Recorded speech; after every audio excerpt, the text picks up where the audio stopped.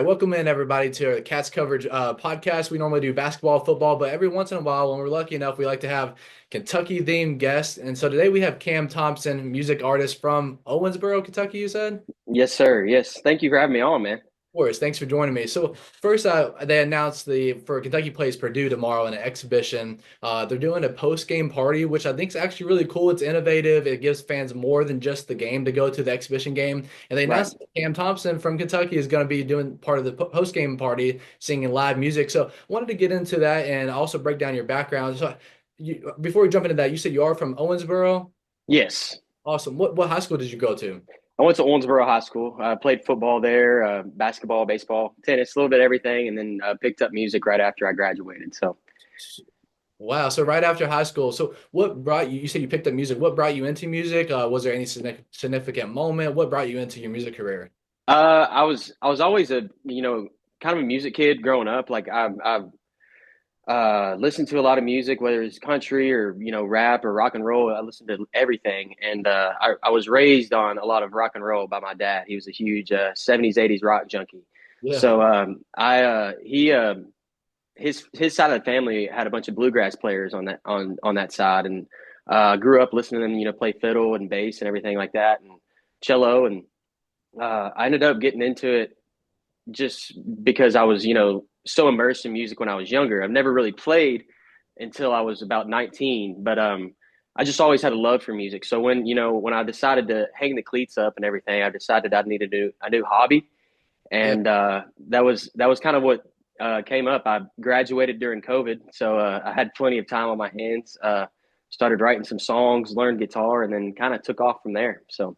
Yeah. So from finding that love of doing it yourself, I know everybody likes music, but doing it is another thing. What was there a moment that you realized, okay, well, maybe I can do this for a living. Maybe I might actually have a career. Like I sound pretty good. I understand how the game works. Like when did that moment kind of take place for you? Yeah, I was so during COVID, my senior year, that spring, I wrote a song called Kentucky Weather. And it was just kind of for fun. It wasn't like, I thought it'd be cool to have like a song out on platforms like, see my name and everything on Apple Music. And once I released it, I maybe did like a few things for promo, like released like the cover of it and stuff. But other than that, I didn't do any videos or anything like that.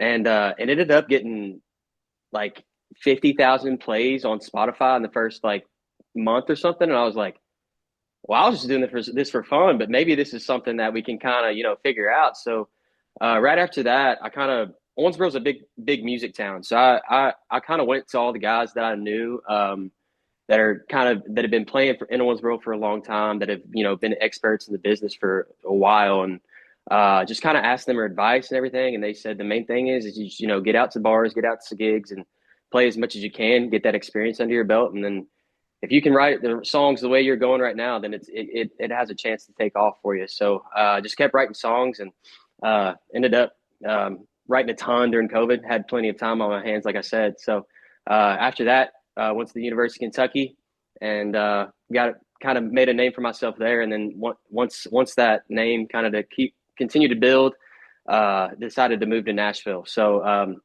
it was it's been a kind of wild ride. It's been 5 years now, but it's just been fun. I love doing it, and I wouldn't trade music for the world. Yeah, man, that's awesome. I love hearing the like I always find interest in the climb and the rise of people and like who gave you your first chance and you came to Kentucky, you got more of an audience here, and then now you go to Nashville, you're chasing the dream. I always find more interest in that part than when people Right. get big. Just it's just I just do. I love the grind. You're at sometimes the only person who believes in yourself. If you don't believe in yourself, nobody will. And then you pick up more people as time goes on. So that's really cool. So I want to ask you if you remember, I know it's been 5 years, who gave you your first chance? You said you went in bars and things like that. Where was your first chance? Yeah, it's a guy named Andy Brasher. He still is a country singer. Back in the early 2010s, he was in a group called Brasher Bogue, and they were a Nashville band that kind of got pretty close to stardom at one point. And he ended up moving back to Owensboro, and he's been known as one of the biggest names in Owensboro for a long time. And his kids, my mom is the principal at an elementary school. So his kids went to my mom's school, and she gave him a call and kind of told him, hey, my son wrote a song. He just kind of wants to show it to you. Is you do think you could kind of like give him some advice on it and stuff. So he was kind enough to do that, and I went over to his house, and I couldn't play guitar yet when I wrote that song, so he helped me kind of put some music to it and stuff. And then actually he owns a bar in town, and he let me play my first gig there, and he also was playing this concert downtown Owensboro, and he let me open for him. So he gave me multiple opportunities when I first got started, that just kind of helped me build confidence in myself. And he really just took me under his wing after that. Ended up working at his bar a couple years later, and we'd talk about songwriting and everything else. So he was a big one. And then actually, he's now my rhythm guitarist in my band. His name is Elliot Sublet, and he's also a local singer.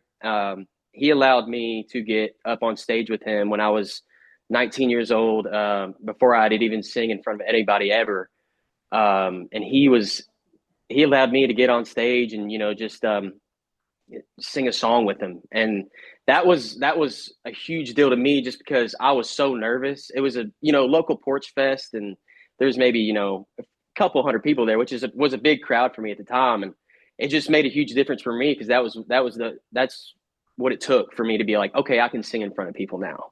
So So yeah. Nashville now, what's for people like myself who are not in this world, what's the avenue like of going out and moving to Nashville and then finally getting it? Have you been out on Broadway and playing concerts Sorry that about way? that. That's okay. Like, do you get to go down on the bars on Broadway where all the foot traffic is, or do you have to kind of put in time and get in there? How does that process work? So I moved down to Nashville when I was 21. Ended up moving back to Owensboro when I was 23. So nowadays is the social media route is the way to go. I'm figuring that out recently with Lexington blowing up and stuff. But the when I was down there, I went to the University of Belmont, tried to get a music degree, and while I was down there, my main focus was to get into rooms with people where I could write songs as much as I can, and that was my main focus, just because I felt that I would learn more in those rooms than I would if I was playing on Broadway for people that are just down there to vacation or whatever and all that stuff, and that helped me a lot. My songwriting grew a ton when I was down there, and it's a city that everybody's trying to do the exact same thing that you're trying to do, and it's unforgiving, and they're focused on everybody's focused on the next big thing and not necessarily what you need as an artist. So it's a battle. It really is a battle down there. But I think the main thing I took from being down there was just learning the ropes of not only songwriting but performing. And it was just I think it was a really great experience to be there down there for a couple years overall, just because uh, if you're a country artist, at some point you're going to have to be down there, and whether you like it or not, it's the avenue, and that may be changing with social media, but it's still right now it's the place to be. The reason I moved back was the social media thing was starting to do well for me, and I was playing more shows in Kentucky, and I wanted to build the Kentucky name before I was anywhere else, and it also got a lot pretty expensive down there. So saving money being in Owensboro, only being 2 hours away when I need to make the trip down to record or write or whatever, it's not too bad.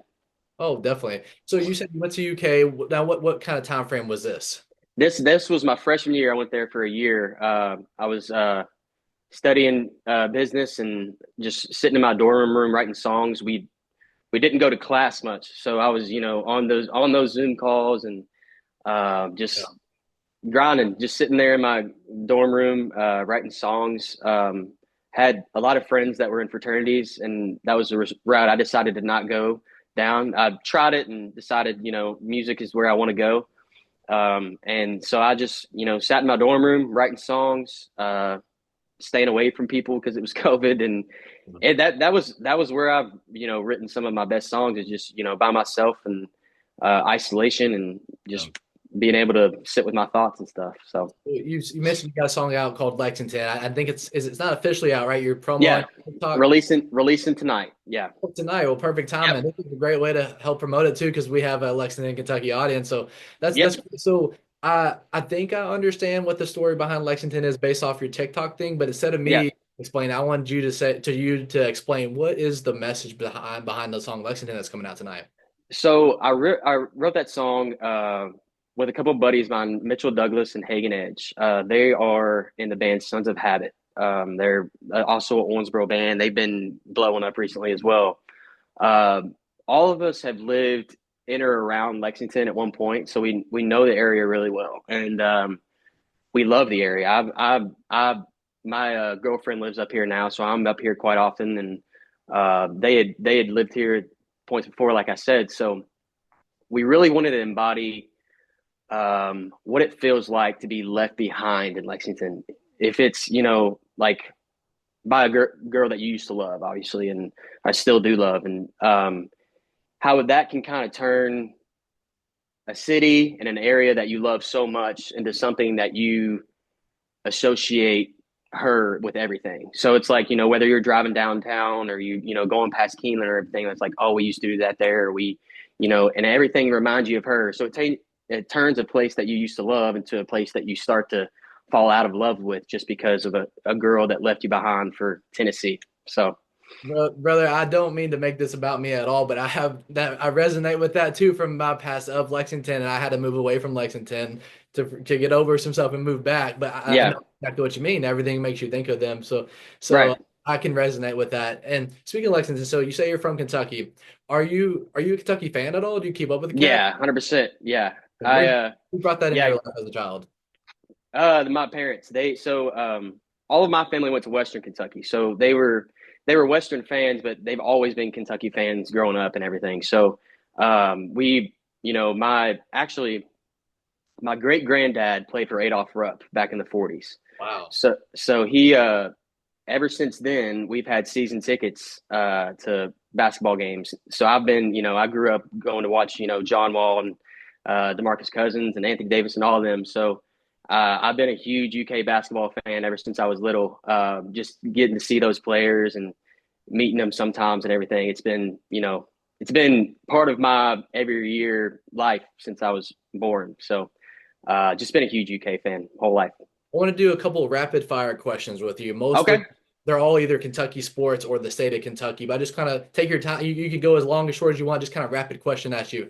Favorite Kentucky basketball post 2009, 2010 when Wall and Cal got here. Since then, Favorite team? Oh man, player or team?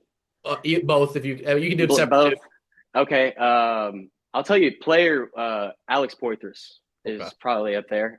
He I don't hear people say that often.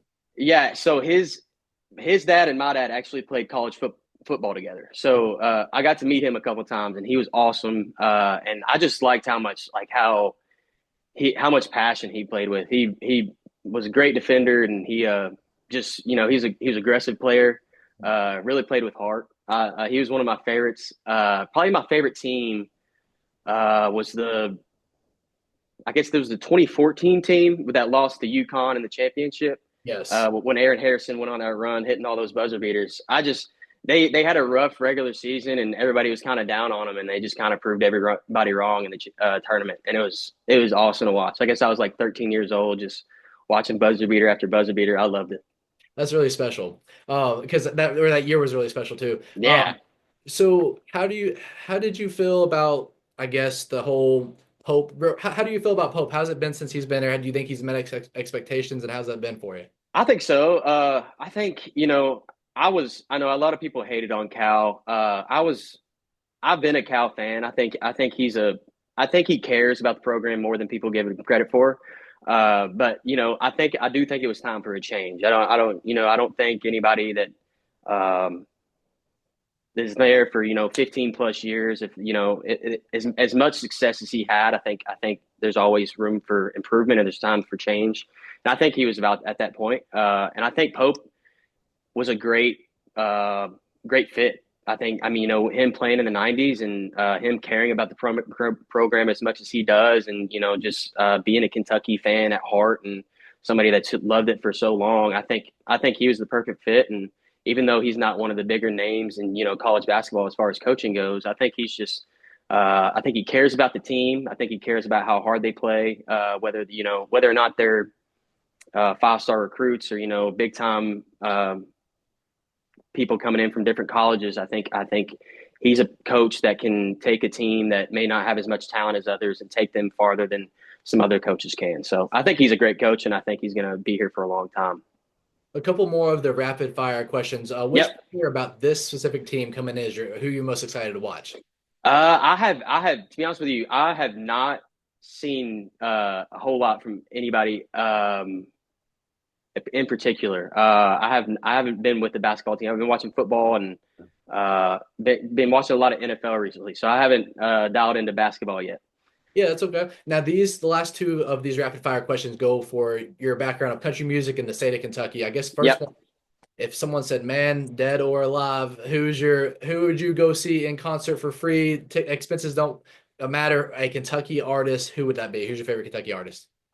Keith Whitley. That would be 100%. He was, in my opinion, one of the greatest voices in country artists in country music.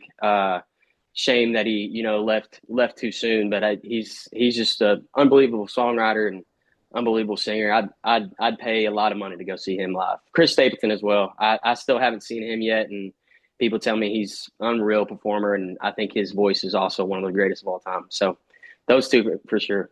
Yeah, I just saw him for the first time in Ashland maybe about 3 weeks ago. It was great. It's just Was like that was radio. that the Tyler Childers? It was him and Tyler Childers. Yeah, I bet that was fun.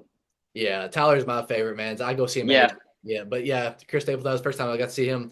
And then the last one is in terms of the big names from the state of Kentucky, and we're kind of close friends with JD Shelburne, and he's from kind Okay. of Louisville, Taylorsville area, I believe, if I'm not mistaken. My question is, anyone that's singing for a living from the state of Kentucky right now, have you got any reached out by anybody that and that we would know? That I know you met the guy that gave you your first chance, but like, has any of those bigger name people reached out to you and been helping along the way?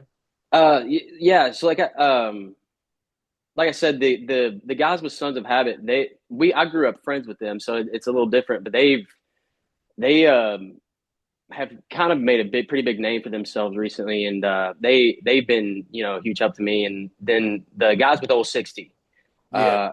they're some great guys in that group, and actually played Little League baseball with their bassist Colby. But Jacob, their lead singer, he's a great guy. He's a killer songwriter. He's given me some great songwriting advice, and they've all been super helpful. And then just I think the biggest thing with me is just getting my name out there to those type of people, and even just trying to get around Kentucky and make a name for myself around there, and seeing how it goes, and hopefully like those names like Chris Stapleton and Tyler Childers Yeah. maybe do find wins someday. We'll see, but. Awesome. Is old 60 from Owensboro? I got that. So a couple of them from Owensboro, and then a couple are from Hawesville, which is Hancock County, right? Like 30 minutes down the road. Okay. Kind of to circulate it back to kind of the post game party at Kentucky. So how did this come about? Did UK reach out, or how did this kind of form? Yeah. So the one of the higher ups at Rupp reached out to me. She was actually from Owensboro, and she's known me for a long time. And she reached out to me and she said, "Hey, I saw you're releasing a song called Lexington on the 24th." And I was like, "Yeah." She said, "Would you like to play a post game party for the Purdue Kentucky game? We're looking for somebody, and that couldn't be more of a perfect timing scenario." So I was Yeah. like, "Yeah, of course." My whole idea behind releasing it tomorrow was it was the day before the UK Tennessee game, and then I realized it was also the Purdue Kentucky game the same day as well. So she reached out to me, and we kind of like in a matter of a week we got everything together.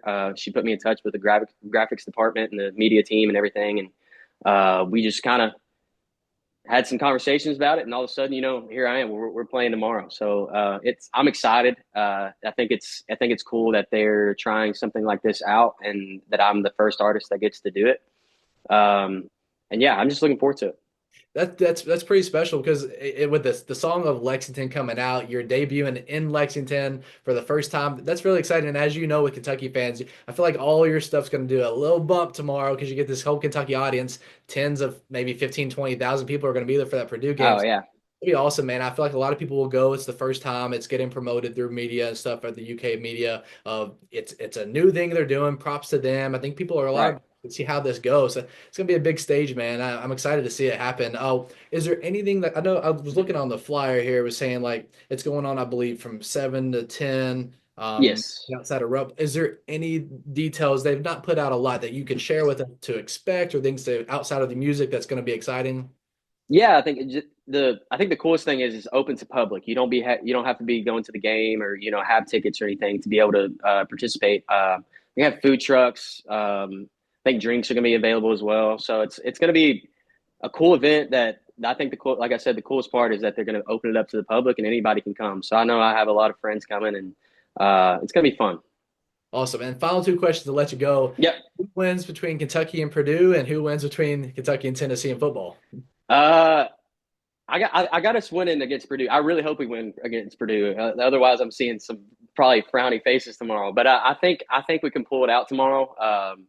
And then the Tennessee game is we have a chance in an upset, but I can't be too confident. And our football team's struggling right now. But there would be nothing more than to make me happy than watch us beat Tennessee on Saturday. But I'm gonna have to probably take Tennessee. I'm usually a reverse jinx, so hopefully that works out in our favor.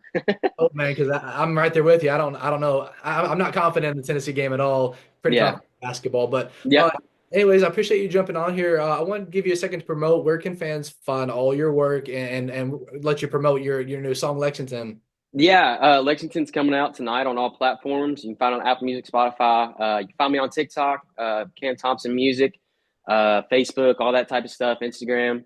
I'm releasing a ton of songs coming up and having a bunch of shows, so you'll be able to kind of find out where I'm playing and everything on Facebook mainly. That's the best place to find out future shows and stuff. But yeah, I appreciate you having me on, man. I really appreciate it. Of course, brother. I appreciate you, man, and I'll see you tomorrow. I'll be there in attendance for it. Cool. Sounds good. I'll see you tomorrow.